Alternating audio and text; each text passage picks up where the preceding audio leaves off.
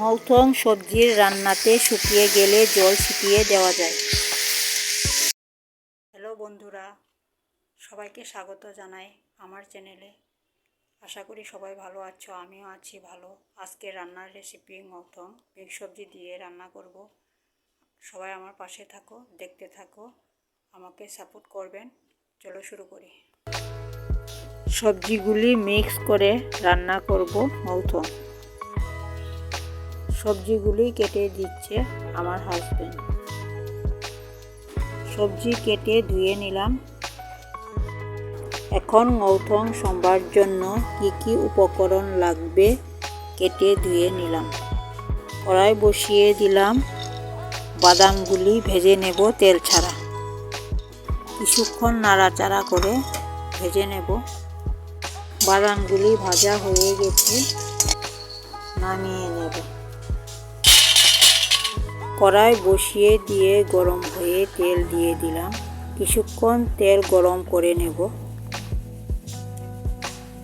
তেলও গরম হয়ে গেছে। তেজপাতা, শুকনো লঙ্কা, পাঁচফোড়ন, আদা কুচি, ধনে পাতা আর কিছুক্ষণ মশলাগুলি ভেজে নেব। প্রথমে অল্প সবজি দিয়ে ভেজে নেব যাতে মশলা পুড়ে না যায়, কারণ সবজিগুলির পরিমাণ বেশি, একসাথে দেওয়া যাবে না। কড়াইয়ের তুলনায় সবজিগুলির পরিমাণে বেশি। বাকি সবজিগুলি দিয়ে ঢেকে রাখবো কিছুক্ষণ যাতে সবজিগুলি মজে যায়।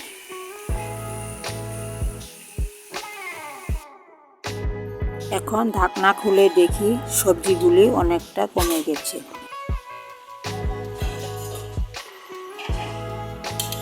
সবজিগুলি কিছুক্ষণ ভেজে মশলাগুলি দিয়ে দেব। হলুদ গুঁড়া 2 চামচ, জিরা গুঁড়া 1.5 চামচ,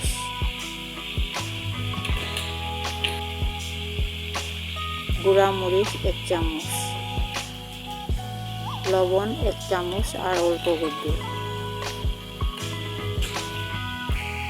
কেটে রাখা কাঁচা লঙ্কাগুলি দিয়ে দেব। এখন সবজিগুলি মশলার সাথে ভালো করে ভেজে কিছুক্ষণের জন্য ঢাকা দিয়ে রাখব।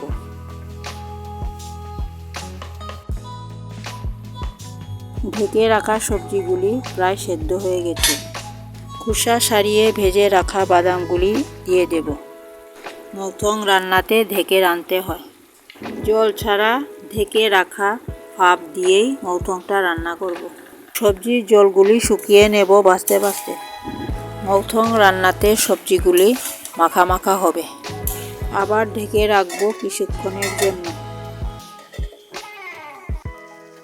এখন ঢাকনা খুলে মৌথং রান্নাতে ধনিয়া পাতা দিয়ে দেব। আমার রান্না হয়ে গেছে।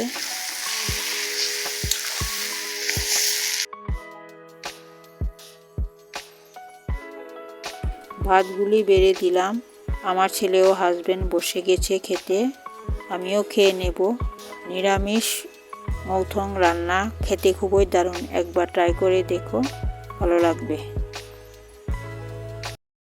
বন্ধুরা, আজকের ভিডিওটা এখানে শেষ করছি। লাইক, শেয়ার অ্যান্ড কমেন্টস করবেন। যদি আমার চ্যানেলে নতুন হয়ে থাকো সাবস্ক্রাইব অবশ্যই করবেন। Tata, bye bye.